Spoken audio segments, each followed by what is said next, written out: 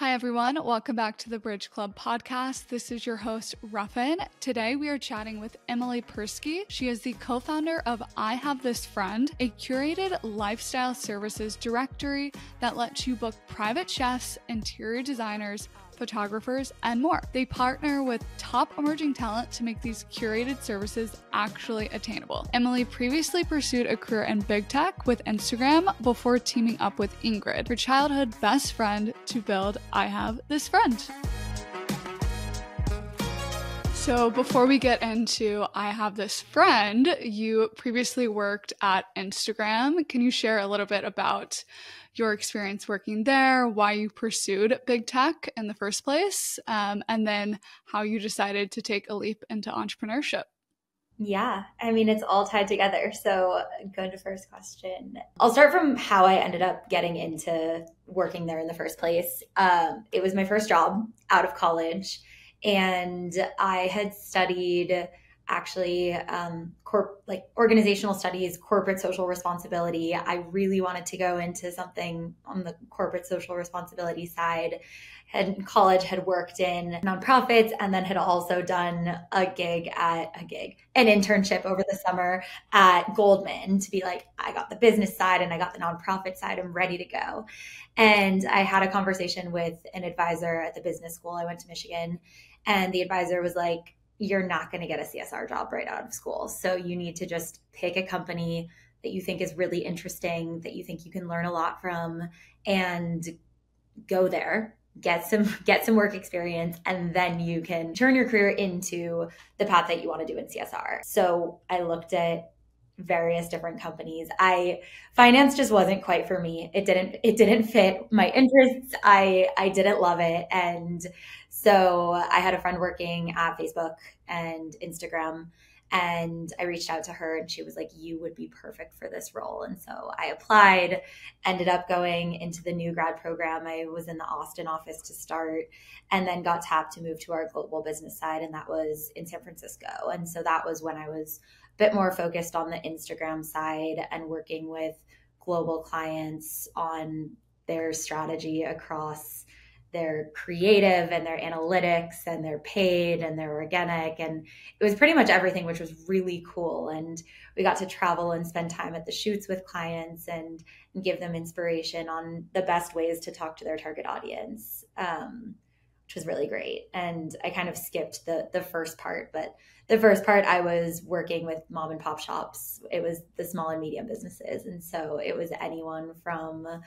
a solopreneur who was looking to grow through their Instagram or their Facebook, or all the way up to, it was 2017. So D2C was exploding. It was Glossier and Outdoor Voices and Away, and they were all still in our org, which was really cool to be a part of. So cool. And at that point, like at Instagram, did you get the first idea for I Have This Friend, or where was the inspiration, and how did you ultimately decide, like, I'm going to quit my big tech job and go out on my own? Because that's a huge decision. It was a huge decision. I actually, so when I moved orgs and moved to the San Francisco office, I was the youngest on my team by quite a bit. And I had this incredible boss. And during our first meeting, he had me map out what the next 5 years were going to look like. And I was a new grad to start. So like I had been so tunnel visioned. I was like, okay, I'm going to master this new role. And then I'm going to master the second role after that. And maybe at some point I'll go to business school because I've always kind of wanted to start something in CSR. We'll see. And he was like, put the pen down. And he goes, you are not thinking big enough. You have all of the potential in the world. You have so much natural connection with people, and you can build something. And so why aren't you thinking from that lens? Why are you just thinking in the short term? And I left that conversation and it kind of blew my mind. I was like, I've always thought about starting something down the line, but for him to kind of shake me and be like, you can do this, was what started to open my eyes to new ideas. And so because I was the friend that worked at Instagram in my social circle, so many of my friends would reach out to me and they'd be like, hey, I'm looking to grow my business. I've been working under an interior design firm for a few years, and I really want to break off and own my own business. How do I do it on Instagram? Or the same thing for a friend in fashion who wanted to be a stylist, or a friend who was starting their photography business. And I would always have the same conversation with them, which was content.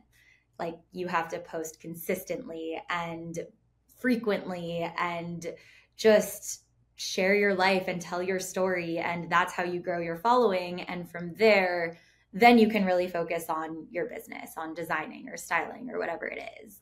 And they would look at me with fear in their eyes and be like, I'm not an influencer and I'm not a content creator and I want nothing to do with that. Is there any other way to do this? And I couldn't think of a good way. I was like, I mean, you could post on Thumbtack, but that's not quite brand aligned with these personalized, taste-based services.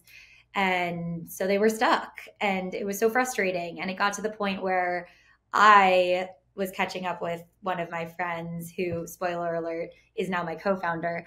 And I was like, there's a pattern here.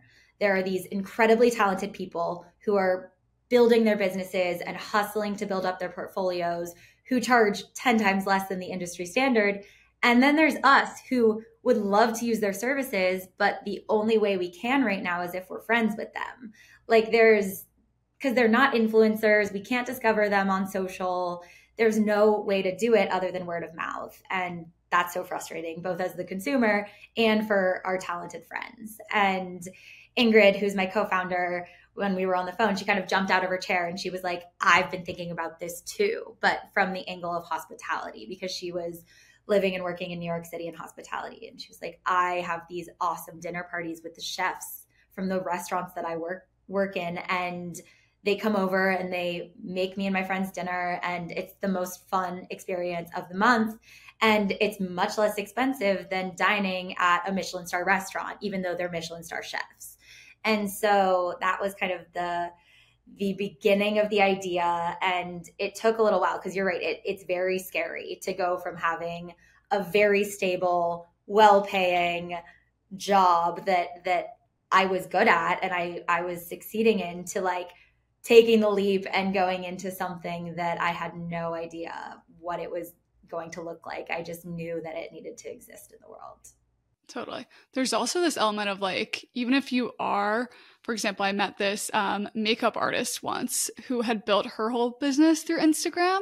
And then I don't know, she maybe had like 10, 20,000 followers, and then her account got like hacked, and then she basically lost that whole like marketing channel for her, which is like so crazy and sad, but things like that happen too. It's crushing. And like sometimes, I mean, because I was on the other side of that too, where people would reach out and be like, my account got stolen. I lost everything. And sometimes we could get it back, but sometimes we couldn't. And having that as the only mode of your business was really challenging for people who rely on it entirely.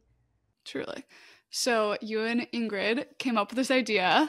What was like the first step? Like, you left Instagram, and then what did you do next? Yeah, I feel like most people get to say that they were building on the side and got it to a point where it was so clear it was going to work that they left their job. That wasn't the case for me. I am a perfectionist sometimes, and I wanted to do a really great job at my full-time job, and then didn't have enough time to be working on the side, and it was tearing me apart. And so I got to the point where I was like, you know what? Also, to go back to my really great boss, he deserves all the credit. He was like, you have different points in your life where there's opportunity and obligation. And right now, you don't have kids, you don't have a mortgage, like you have all the opportunity in the world and not a ton of obligations. So now might be a good time to take that risk, because when you have other things that you need to deal with, you're not going to have as much flexibility with risk. And so that was what I had in my head. And I was like, you know what, I'm going to try this. And if it doesn't work, I'll figure something else out. But I really, really believe that it's going to. And so the first step was I left and had nothing but an idea and some conversations. I had lots of conversations with people on both sides. And Ingrid and I sent out a survey. We called it like the group chat network, but we sent it to all of the group chats that we were in from high school and college and post grad, and then had them send it to all of the group chats that they were in. And 600 people later, we had this survey that told us exactly the types of services that people were looking for, the price points that they wanted these services at. And conveniently for us, a lot of the services were the friends that we had been talking to, the stylist and the chef and the designer. And so we started with a newsletter, and we joke that our first working relationship was in 12th grade when we were editors of the yearbook together, because we ended up applying all of those skills to our Canva built newsletter, and featured Sam, who had been a chef at 11 Madison Park, who was building his own business in LA now, and Alexa, who had been working at Moda Operandi and broke off to do a styling business. And I think it was 12 friends. We sent it out in a newsletter to the 600 people who had answered the survey from our group chat network.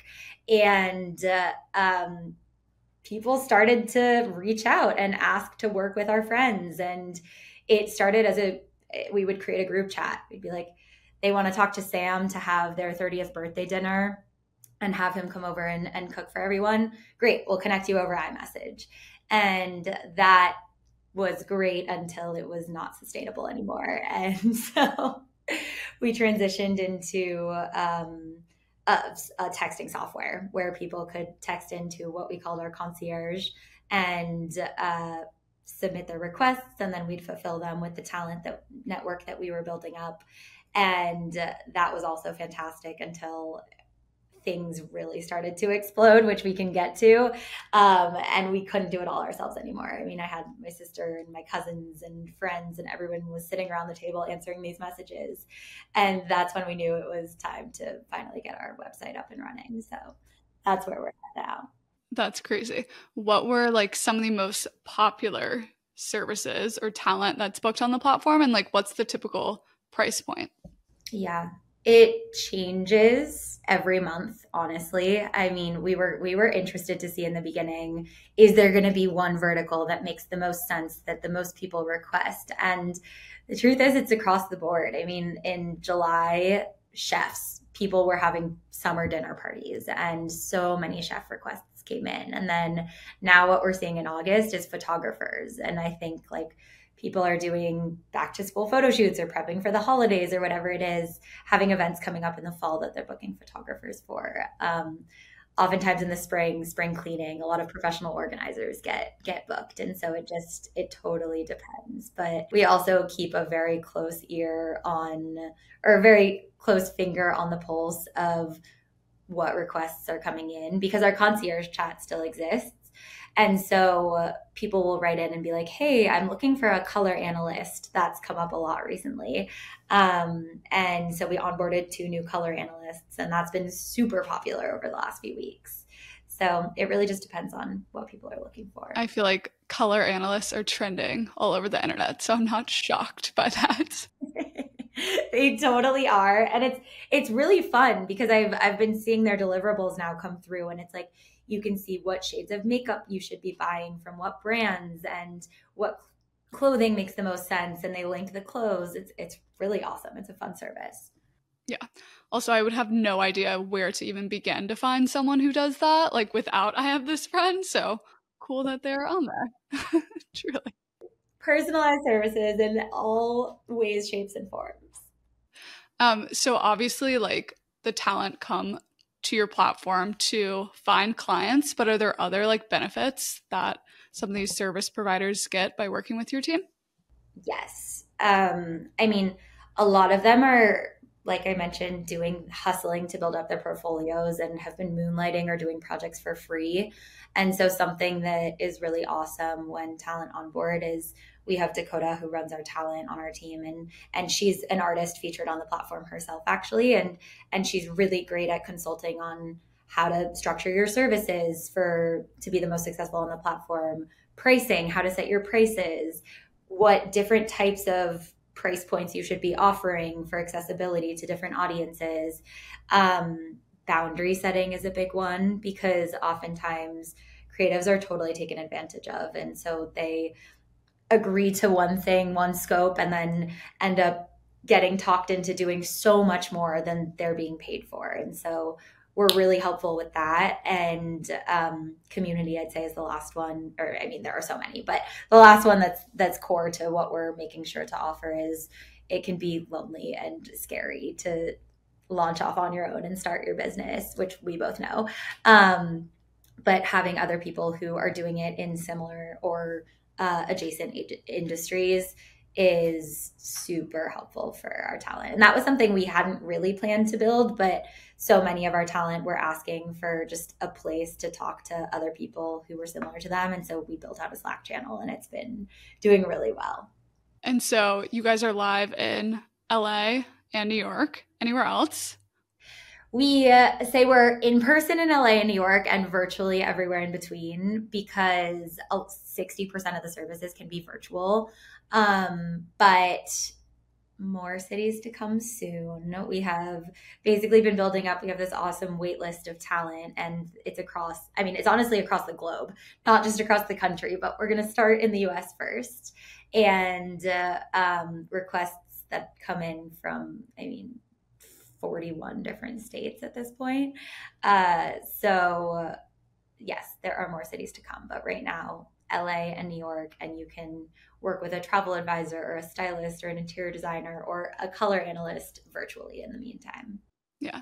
How are you thinking about kind of building out the marketplace? Because it's like kind of difficult to balance not only recruiting the talent, but also recruiting the clients. So how is your team thinking about that?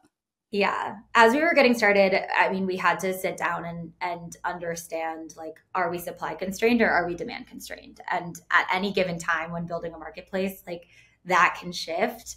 For us, it was very clear early on that we are not supply constrained. We have several thousands of people on our talent wait list right now, which is unbelievable. And that's all just through word of mouth from cool creative people knowing other cool creative people who want to be featured. And so that to us was like, there's such a clear need here.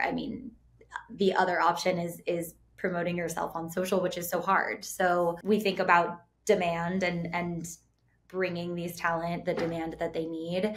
And that's where people don't realize that they have access to these types of services because they're historically so inaccessible.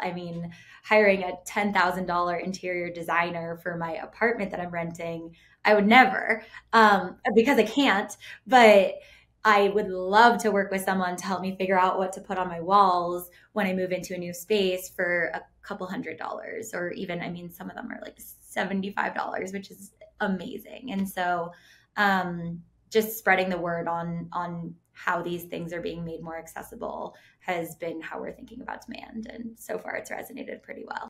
Yeah. To that point, your content game is amazing. How did you guys first get started on TikTok, Instagram, and kind of what has been your strategy for growing I Have This Friend on the internet?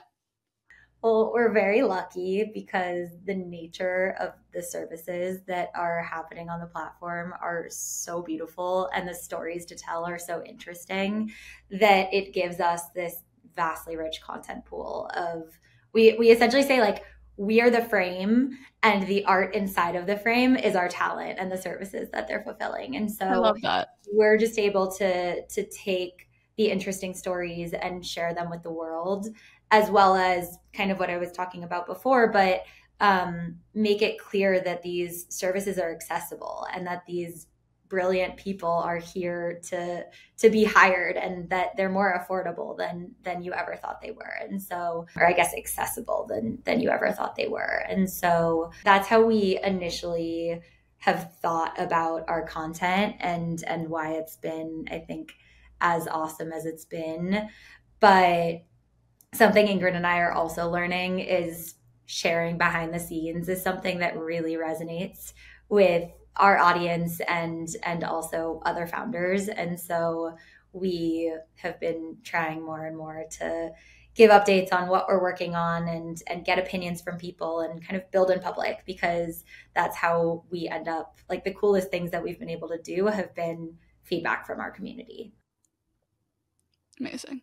You touched on this a little bit earlier, but at a certain point, you're like texting and connecting the talent with clients broke. So what was your next step of like, maybe we need to build out a website or hire technical talent? Like, how did you solve for that? We are two non-technical founders. So it was a challenge to an extent. Luckily, we're not completely reinventing the wheel in the tech side of things, but like marketplaces have existed before, and thankfully for us, AI is making it all the more simple. But we initially started with I built on a no code platform. So I used a platform called Card, and that was our first version of our MVP that was kind of just a lookbook. It was static. People had to reach out and email us, and it didn't do a ton. So then we went down the route of hiring a contracted developer from Romania, who was so kind and so wonderful, but it was so slow. It was taking months, and we didn't have months. And so thankfully, one of my sister's best friends, who is our soon to be CTO, is a brilliant unicorn of a developer, and is just like, her product chops are incredible. And it turned out she stepped in and was like, I've been dying to work with you guys. Can you put me on the project? And it actually felt like we were so lucky with the timing, but she came in, did all of the work that was taking months in the span of 2.5 weeks. And that was really how we got the website up and running when we did. Wait, I love that. All of the friends and sisters' friends coming together to build this. That's so fun. Yes, it's so great, and such a testament to, the company itself, like the name. I have this friend. That's how we built Truly, so true. Based on the support of our community. Any advice for other founders that are non-technical in terms of like how you can maybe even evaluate like your CTO that's coming in terms of like, are they going to be a good fit, or how you thought about it when you were hiring the contractor as well? Yes, we learned a lot. I think there are a few things. One is we learned very quickly that you want to bring a product to life. And so you want to just eagerly get it up and running and have everything built out perfectly. And it turns out that's not the answer. You just need to be facilitating in our case, it's facilitating the connections. And so whatever it was to successfully facilitate the connection at the scale at which we were operating was what we needed. We didn't need the biggest, sparkliest website of all time until things really started to go viral. And then we did, because we couldn't operate with the chat. But that was one thing I learned, is do as much as you can to validate before investing in building the product. And then when it does come time to invest in building the product, I think even more so now than when we started, there are so many tools to be able to, even if you're non-technical, if you have a vision, to be able to do it yourself. And if that's not working, then finding someone or a dev shop to some extent, although to be honest, our experience wasn't so great with that. So I don't know if I would recommend it, but someone who both understands your business, is excited about your mission, and can actually build what you need them to build. So in our case, we had advisors who are technical, who were able to evaluate and communicate what we needed with Marley, who's our developer. And from there, we were really able to, I guess, we operated, for context, on more of a contract to hire basis to make sure that we worked really well together and that things were successful, rather than committing all in right away. And I highly recommend that for sure too. I feel like contract to hire should just be like the standard. Truly. For every company. I don't know why like even the big companies don't hire in that way, because I just feel like it's a better show of like, and versus like the interview process, like people can be so fake during that and you can't really see or know how someone's going to work. But it's really such a win-win, and it makes sense for the person who's coming in, and it makes sense for us to be able to see if it's a good fit across the team. So each time we've done that, we've actually done that with everyone who's come onto the team, and it's definitely been the way to go. So smart. To that point, who else is on the team? And then also, how have you thought about advisors? And just generally, like, what are your recruiting strategies for teammates and for the advisors you're bringing on board? So our team there are 4 of us full-time, hopefully 5 soon. And it's kind of, we all have our hands in so many different things, but Ingrid and I as the co-founders, and then Dakota, who I mentioned earlier, who actually, I stalked her on Instagram when we were first starting because she's such a talented artist, and DM'd her a million times about onboarding her to the platform just as an artist. Turns out she's also a hyper operational consultant, or she was also a hyper operational consultant during her day job.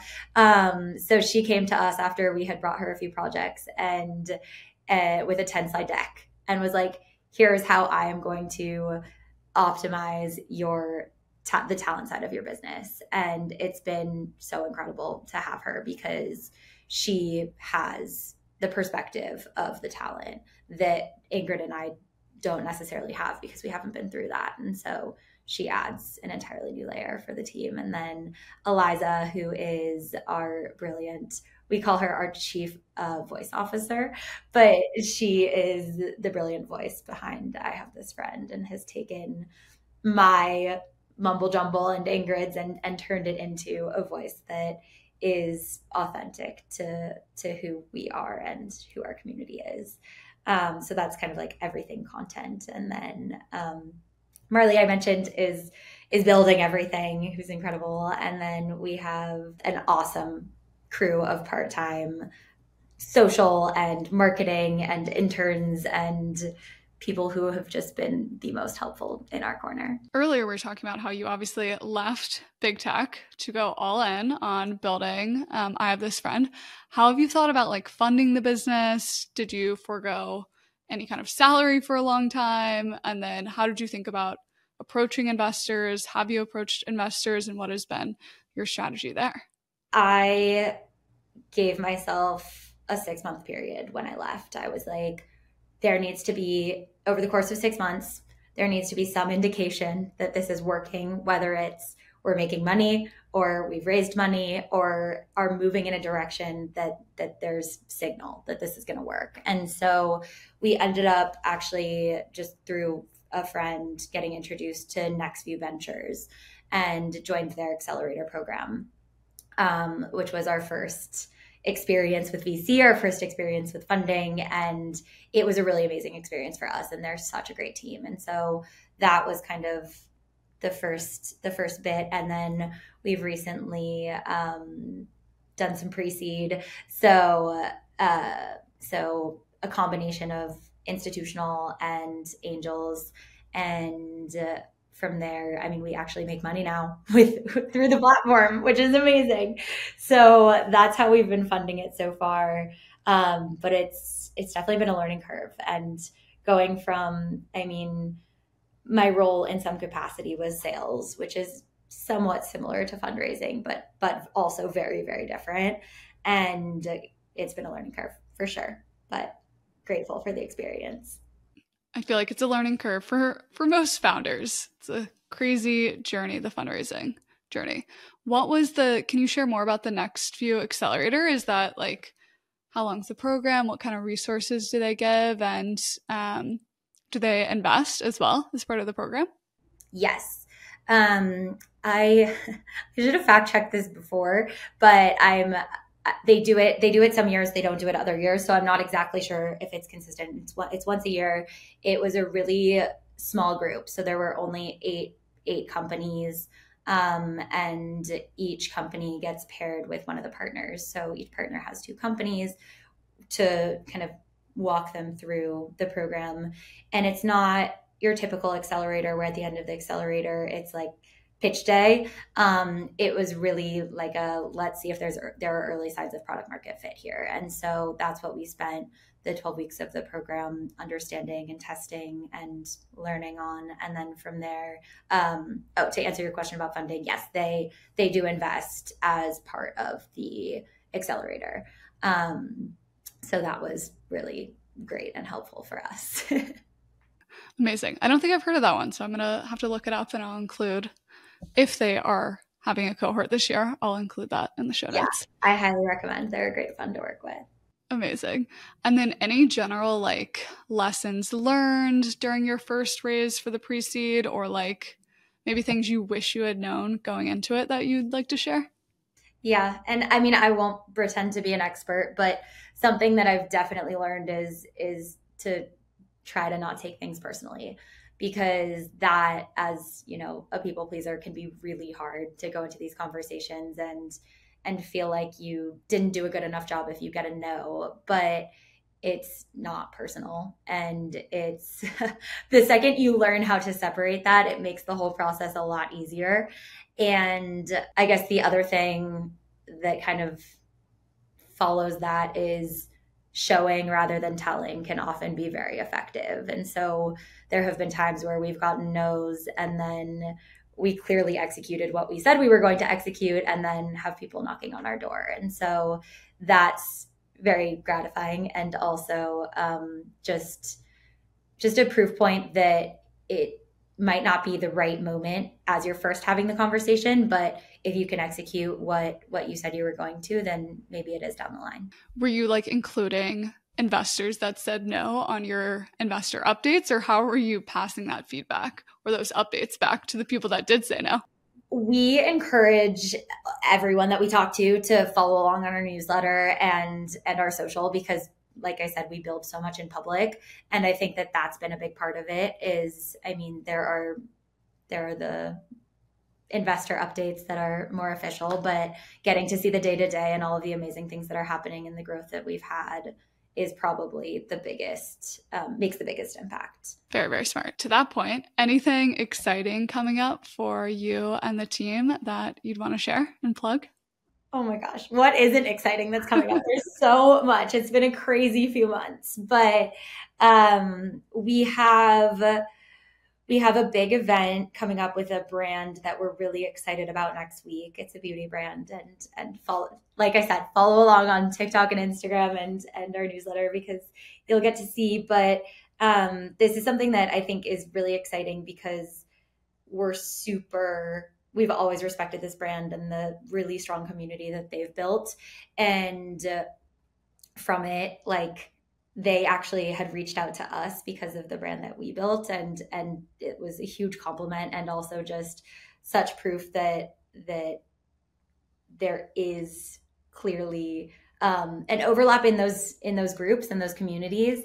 And so that is going to be, that is something I'm really excited about. It's coming up next week, and we'll be able to feature our talent. And so giving our talent a bigger platform to be able to share their work and grow their careers is ultimately the goal. So that's really cool. And then I think for people to participate in, I mean, we're onboarding new talent all the time, so definitely check them out, and new cohorts of talent. And then we're thinking of doing something community service oriented around probably like in November, December, around the holidays. And we would love everybody to join, because it'll be a chance to meet the talent in real life, and then also just get to know each other, because every time we've done in-person events, it's so much fun to meet more and more of this community. Amazing. Will that be in New York and or LA? Both. Yes, we're gonna do one in New York. Ingrid will run the one in New York. I'll run the one in LA. So we'll be able to do it in both places. Amazing. Well, definitely sign me up for the Los Angeles one. No promises on the New York one. Yeah. Don't worry. They'll probably be the same weekend. So you'll be in on the LA one. Okay, cool. And then one of my favorite final questions, can you share a female founder, investor, or leader who inspires you, and a bit about why? Can I share 10? Just kidding. As many as you want. I have a really awesome group of other female founders that we walk together and get dinners together. And it's just been like the best support system ever. So shout out to, it's Julia Haber from Home from College, and Christine Locker from Locker, Maddie Mao from Camber, Scout from Diswa.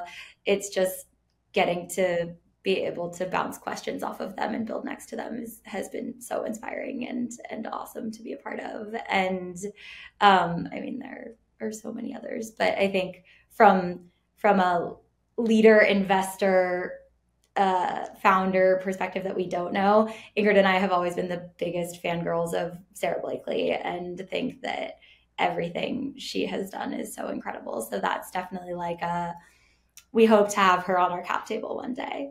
That would be awesome. Did you see she's coming out with her new comfortable high heel product? Oh, honestly, I think today was the official launch. So what perfect timing. We love you, Sarah. I'm very curious to try those and check them out. I'm so very intrigued. And then lastly, where can everyone find you and where can they sign up and try out I Have This Friend? You can find us on Instagram at I Have This Friend or TikTok, same there. IHaveThisFriend.co is our website that thankfully is up and running as of this year. So you can check it out there. And I am behind the scenes on all of those. So if you want to reach me directly, I'm ePersk, but I think you probably are more interested in I Have This Friend. Amazing. Well, it also sounds like they can find a lot about you and Ingrid on I Have This Friend's Instagram and TikTok. So amazing. Well, thank you so much for joining. It was so much fun. Thank you so much for having me. This has been amazing.